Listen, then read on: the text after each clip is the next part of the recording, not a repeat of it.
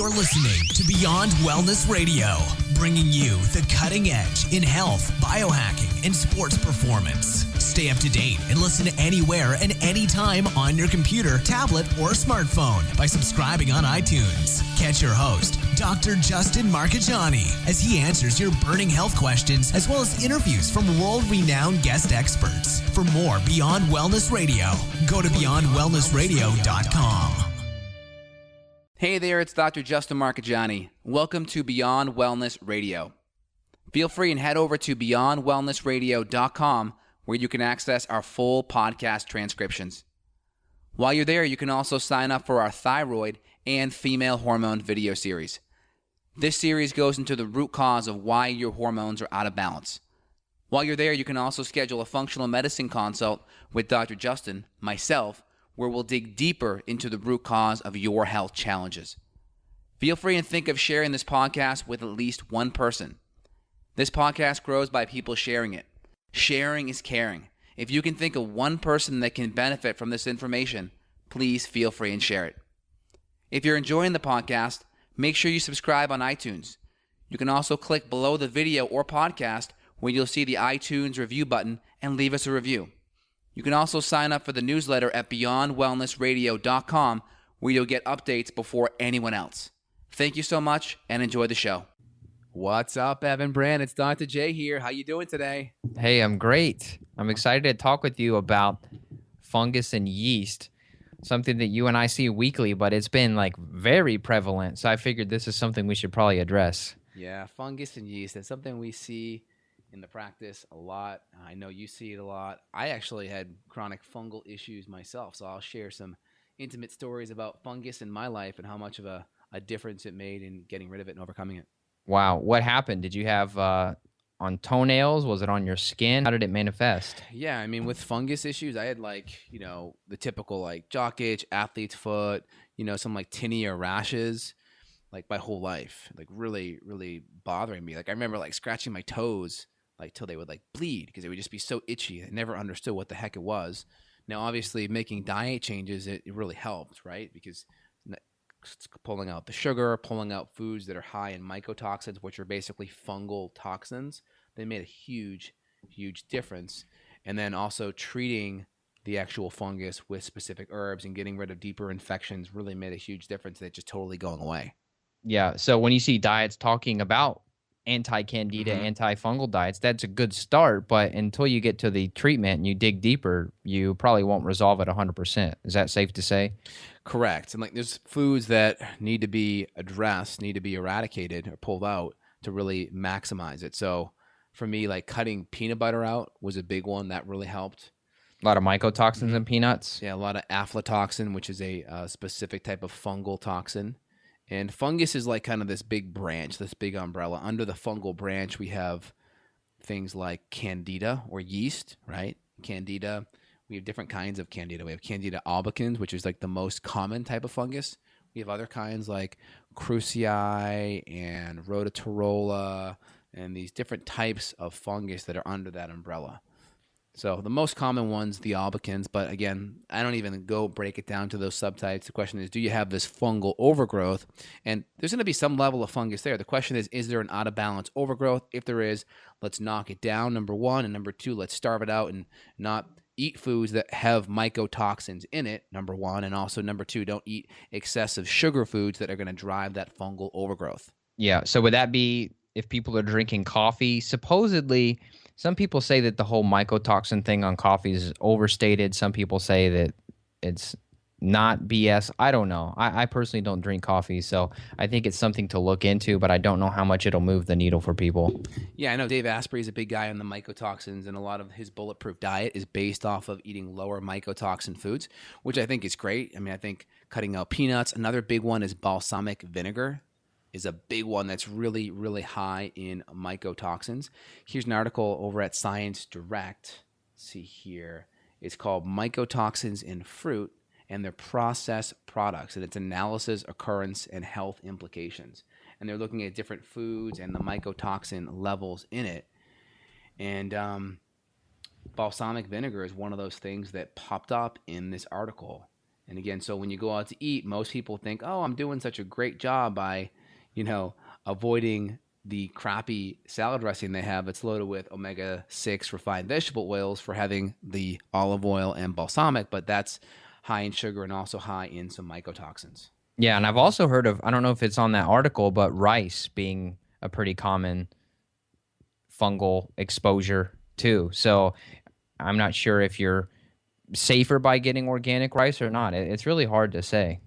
That's interesting. I'll have to do a control F here and see if that pops up in the column for mycotoxins. But balsamic vinegar was one of those ones that commonly came up. Yeah, so you talked about, I'm going to list off some other things here that people may notice in terms of like their fungal and yeast infections. So you talked about some of like the top layer, the skin issues, the jock itch, athlete's foot, ringworm is another fungal infection. And then you got fungal nails. So people with the, sometimes the yellow nails. I remember seeing the commercials as a kid of the angry little yellow nails on the TV commercial. Yep. Exactly. And then I haven't heard of this one. I didn't know this was the actual name for it, but intertrigo, yeast infection in the skin folds. So it's talking about how people with a lot of skin folds, the yeast can grow in between the warm, moist areas where your skin is all folded. And yeah, typically you'll see that with the gut, people that have overhanging guts in the abdomen area. Yeah, that's referred to as impetigo. Yes, that's very common. Yeah. And then thrush. And that's basically it. That's the roundup. So there's a lot of different ways it can manifest. Many people think, when we talk to them, I've heard many women say, well, I don't have a yeast infection right now. And they think that it's only limited to the vagina, but it's not. You could basically have this yeast anywhere, internally, externally, and it will show up on the organics with the arabinose marker and then the tartaric acid. And then you and I will also see it on other markers too. I mean, there's like probably half a dozen or more markers that show up on the organics with yeast. And that's how you know it's really bad, when everything's flagged. Absolutely. Let's break it down. So we have this yeast or fungal overgrowth. Also, we have various toxins produced by these critters. Aflatoxins, one, that we see that in peanuts. Also, another thing here on aflatoxins, it's also found in foods at specific temperatures, typically between 13 and 40 degrees Celsius, typically 30. And one of the big ones they mentioned was sometimes almonds, pistachios, Brazil nuts, maize, rice, figs, cottonseed, and spices. So you can see spices are a big one. If you look at Dave Asprey's Bulletproof Diet, certain spices such as like pepper and such, was one. And also people that leave their spices like above the stove where a lot of heat's coming, right, that can really drive some of that mold. So making sure, like if I do like almonds, I try to make sure they're either soaked or like roasted a little bit. And, I don't do them a ton. I just try to really cut out a lot of the foods that are higher in these mycotoxins and aflatoxins. And a good paleo diet is going to be helpful in that. So the foods are a big driving factor. And then how fungus manifests, you mentioned in the skin. It could be tinea versicolor is a big one. It could be the impetigo or other types of rashes. And then also in your nails and in your vaginal area, in your growing area, or on your toes. So those are really big common areas that we look at. And again, we can address it three ways. One, we stop feeding it.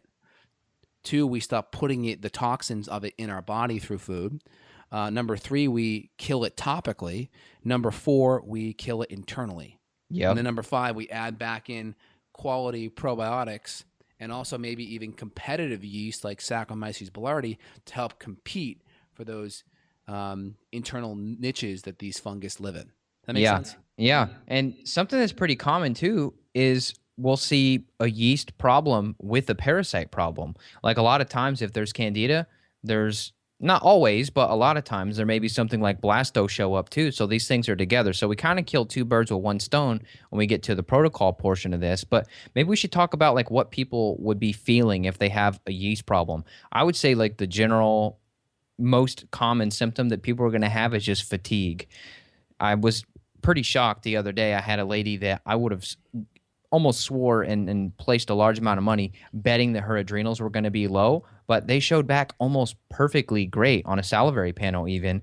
But she had an insane level of Candida overgrowth on the organics and then a bunch of mitochondria issues too. So fatigue would be a big one for yeast, and then brain fog. I would say those are number two. What about you in terms of symptoms? Like what other categories people may have issues with? Yeah, so yeast can also increase things known as oxalates, which can essentially poison the mitochondria or make the mitochondria malfunction. So a lot of people are like, oh my gosh, I'm like super tired. Their adrenals may look good, but when it comes to energy, oxalates can really poison the mitochondria, make the mitochondria function less optimally. So when we look at energy, we kind of have this triangle of energy. We have the adrenals on one side, thyroid on the other, and the mitochondria on the other. So my analogy that I've created over the years to explain these complicated concepts to patients in a real easy, succinct manner is imagine you're driving your car. The car in neutral is your thyroid. Typically, your average car rests at about 700 to 1,000 RPMs in neutral. That's like your thyroid. Hypothyroid is low RPMs. Hyper is high RPMs. That's in neutral. Now, we all know if you drive a standard and your car is in low RPMs, right, what happens to the car? Yeah, it bogs down. It can stall out though, right? Yep. But if it's relatively higher in RPMs, like you'll see it high in RPMs like when it's super cold out, right? Because the engine's trying to get warmer. It goes up maybe to 13 or 1400 RPMs. That's like hyperthyroid. But imagine that happening on a regular day where it's not cold out. Yep. So that's kind of like your hypothyroid. And then your body or the car shifting gears from first to second, second to third, third to fourth. That's like adrenal. Those are your adrenals. Healthy adrenals can shift to second to third and third to fourth, and also downshift from fourth to third, second to third, second to first. That's analogous to your body being able to adapt to stress, upregulate to deal with stress, and downregulate to relax and go into parasympathetics. When you have adrenal dysfunction, it's like your gears get stuck either into high gear and you can't downshift, so you're wound up all day, or you're stuck into low gear and you can't adapt and get your energy ramped up. Yep. So we have the stuck in neutral is the thyroid, the inability to upshift or downshift is the adrenals, and then the mitochondria is nothing more than the fuel in the tank, right? The fuel in the tank, whether it's the oil in the engine, the lubricant on the spark plugs, and the gasoline in the tank, all the fluids in the car that make it work and function.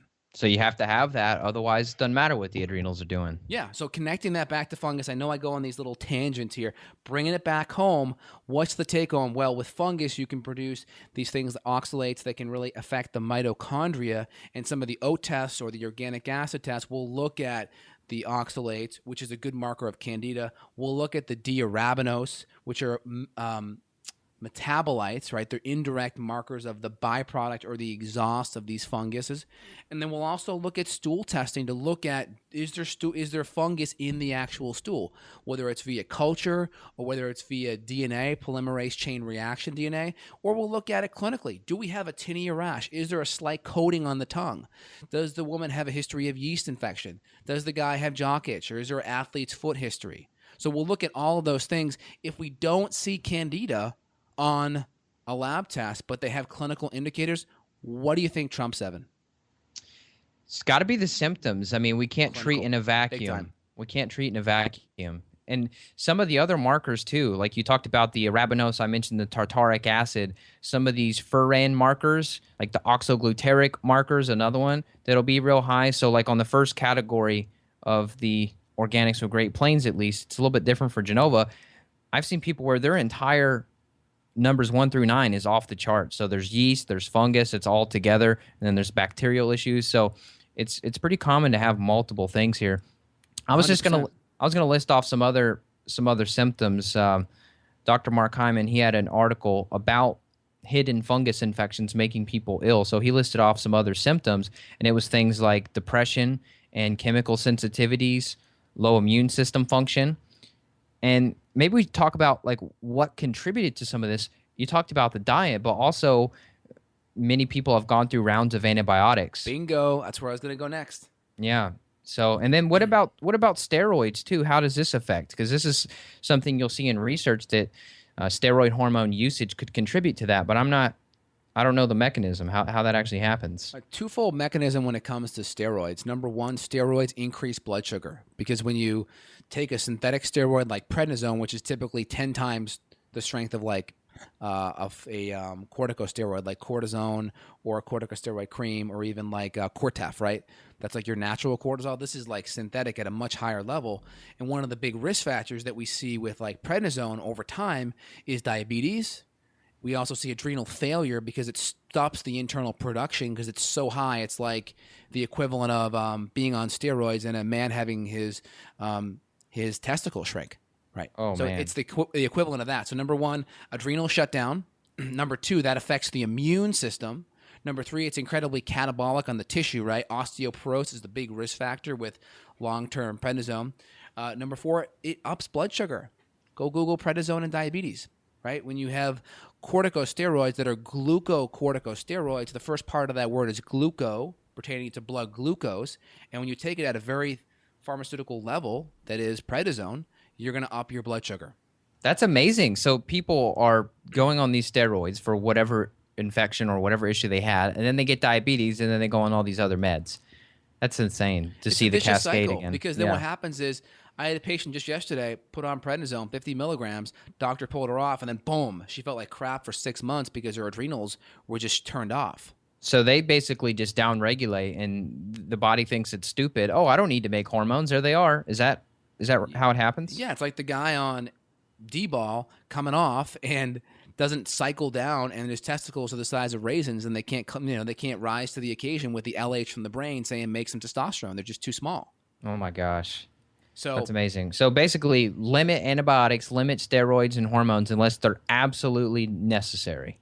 Yeah, I mean, if you needed like a steroid for like something very, very specific, ideally get to the root cause, support the adrenals first, and if it's absolutely necessary, the more specific you can get, keep it at the natural cortisol level because that's at least more natural. And then if it's like on a skin area, like do it topically right there. Don't take it systemically, right? So try to always address those things. And bigger is get to the root cause of why your body can't regulate the inflammation in the first place. So getting back to, because everything's so connected. So when we talk about one thing, it's like hitting a spider's web. The whole thing shakes. Yeah. So it's so easy for us to get into other parts of the web. But how those corticosteroid and those meds affect fungus, it suppresses the immune system, number one, which then affects IgA, which is important for kind of keeping those things in order, right? And then number two, it also drives blood sugar upward, which then could feed more of these critters. Wow.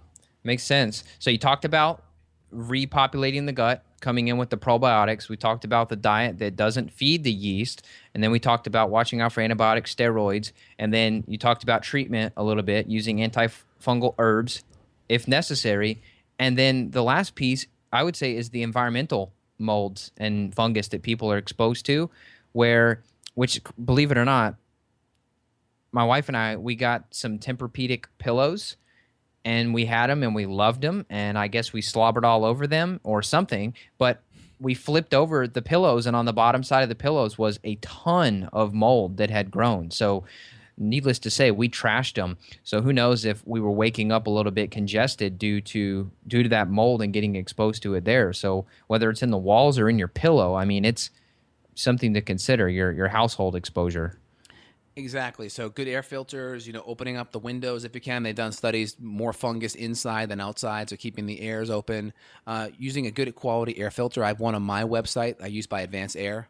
Very good.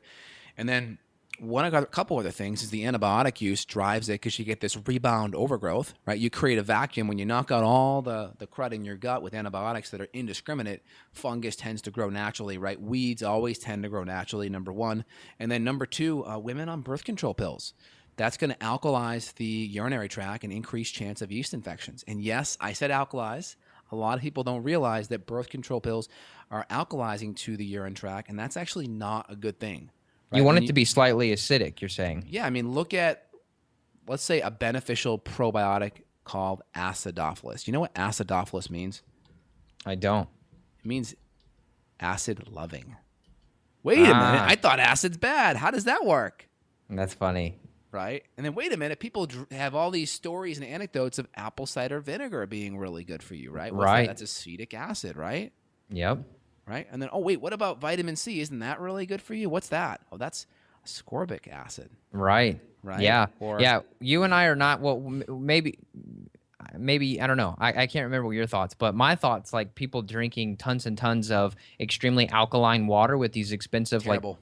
I'm not even going to mention the name of the company because I don't want people to go buy it. But Yeah. So the water systems that people are buying, they're drinking like 9.5 alkaline water. That's not good. That can't be good for the gut. That can't be helping people that already have low stomach acid levels. That cannot be helping that and potentially making them worse with this whole issue here. Especially if they're drinking with food. I mean, I'm okay with pinching a little bit of alkalizing minerals in there, maybe a little bit of magnesium or some potassium salt, and using it with some natural sea salt or some electrolytes. But remember, acidity, especially in the stomach, is very important for digestion. And if you put things that are overly alkalizing in the body, especially when you're trying to digest it, where's the first place it hits once it goes down your throat? Right. Yeah. It's going to hit the alkaline stomach there. Yeah, exactly, which is not going to good. That's going to decrease your proteolytic enzymes, and that's going to affect digestion. So I would say you're 100% right, like a bulletproof kind of diet, which is, good meats, good vegetables, not too much sugar. There's some evidence that fungus can feed on ketones. Chris Kresser's talked about this, but in my opinion, with the standard American diet and insulin resistance, the real threat is too much sugar, not too much fat and ketones. Agreed. Totally agreed. I mean, you may be able to find a scientific article on that, but clinically, what are we seeing? Yeah, it's not that. We're not seeing that. And that may be an issue for some people. I'm not saying it's not, but I'd say 80 to 90% it's the other way around. Yeah. And so when I deal with fungal issues, we kind of use like a bulletproof Doug Kaufman anti-fungal, fungal link diet where kind of paleo-esque, cutting out the higher mycotoxin foods like the nuts, maybe the mushrooms, and even the dairy, maybe some butter if you can handle it, and 1 to 2 servings of lower sugar fruit a day. A lot of people go too low sugar, and that actually creates these fungus to go into these cyst or spore-like states where they kind of hibernate, and then they kind of live, so to speak, and then they come back out later on. So a little bit of sugar in there, natural sugar, can be helpful to kind of keep them baited to the surface. Yeah. Let's spend, I know we only got just a couple minutes. Let's spend the last few minutes telling people about a couple of the remedies. Now, you and I both have come across people who say, oh, well, I listened to your podcast and then I started trying to do blank and then I hit a wall and then I came to you guys. Please, if we talk about supplemental options for treatment, don't just go willy-nilly with it on your own, because there has to be a protocol in place. There has to be a specific duration, dosage, timing. Like, we're very precise about this stuff. So, I'm not saying don't be cheap, but invest in yourself if you think you have this issue, because if you just go and take some of the stuff we'll talk about, you could potentially just aggravate these issues and not get yourself better. So if we're talking like oregano, garlic, berberine, I know there's a bunch of other herbs that you use too that can be really helpful, but it's got to be in a protocol. It's not just 1 or 2 little things. Let me just throw it and try it and see what happens. Yeah, so overall, if we line up our testing, we have like Candida antibodies, IgG, IgA, IgM. We have the organic acid testings with the tricarbolic acid, the oxalates, and the diarabinitol. We have the fungus in the stool, DNA, and culture. Those are the big ones off the bat. And then from the diet standpoint, kind of a lower carb, paleo-esque, bulletproof, antifungal kind of diet. It's a great starting point. And looking at the treatment side, number one, the fungus may be there from a parasitic infection. I'll say it one more time. If you're going after fungus and you're not getting resolution, I consider fungus to be a downstream infection from a parasitic infection or H. pylori. So if you have a deeper infection and it's not resolving with the typical herbs Evan just recommended, I'll list them off one more time. Berberines, cloves, oil of oregano, pau d'arco, undecanoic acid, silver. If you're using a lot of those things and they're not going away, you got to look deeper at underlying infections that may be present. And this is where working with someone that kind of lines up and looks at the thyroid and the adrenals first, make sure the diet's in place, looks at the deeper infections, and then goes downstream to the fungus, that tends to be the best way to fix the problem in general. Well said. And I'm textbook example. I had Candida show up with the elevated arabinose on the organic acid, and then I had the parasites. So bingo. There we go. And if I wouldn't have done the stool panel with the organics at the same time, I would have thought, oh, I just have a Candida problem. Maybe the treatment protocol would have been a little less intensive, and then I would have never got better from parasites. So yeah, and the last piece is, okay, you got fungus on the skin. You got this tinea versicolor or this fungal rash. How do we do that? Well, number one, we don't feed it. Number two, we treat internally. But number three, we also got to treat externally. And that may be using some topical oil of oregano or melaleuca or tea tree oil. Okay, that could be done on the toenail. In my clinic, we use an herbal foot fungus soak, where we soak the feet 5 minutes a night in this antimicrobial soup mixed with apple cider vinegar, and that's helpful. And then we'll also topically treat the skin with different soaps. Two of my favorite brands are Purely Northwest and Art Naturals. There's some really good soaps that are excellent. You rub it on the area, let it sit for 1 to 2 minutes in the shower, go brush your teeth while you're waiting, and then go and rinse it off. Very, very helpful for the topical treatment. And again, some of the pharmaceuticals like ketoconazole or fluconazole, they're good, but they're also very stressful on the liver. So if you're doing it, make sure you're supporting your liver, because they really, the Lamisil, they put a lot of stress on the liver. Wow. Well said. Boom. You killed it. Well, I think we really added some good info in there today. Fungus is a huge issue. I know I see it in my female patients with chronic yeast infections. We see it in people with the chronic fungal infections on the toes especially. And remember, Dr. Mark Hyman said it many times before. What are some of the other symptoms connected to fungal overgrowth? IBS, brain fog, fatigues, joint pain, and even can drive some autoimmune conditions such as multiple sclerosis and even chronic fatigue as well. Yep. And it can even drive all of the gut conditions, IBD, IBS. It can be a really driving factor behind all that. Absolutely. Oh, and also Hashimoto's. Fungus is known to improve or increase antibody or thyroid destruction. So all these things are really a big factor. Wow. Anything you want to add there, Evan? I think that's it. If you suspect it, like we always mention, but we can never say enough, get tested, roll things in, roll things out, and go from there. Check out Justin's site, Justin Health, a new design coming your way. It's going to be fresh and clean, easier to access the health information that we provide, and you can check out my site too, Not Just Paleo. NotJustPaleo.com. And if you guys want to thank us right now, because we're dropping awesome knowledge bombs, we're giving you some anti-fungal brain candy right now. And if you want to thank us, head over to iTunes or click just below the link if you're listening on the podcast audio or the YouTube. Click below, click the review button, and we would love a awesome, authentic review, and share it with one of your friends or family so we can help them too. Absolutely. Evan, it's been great, man. You have an awesome day. Take care. Bye. Bye.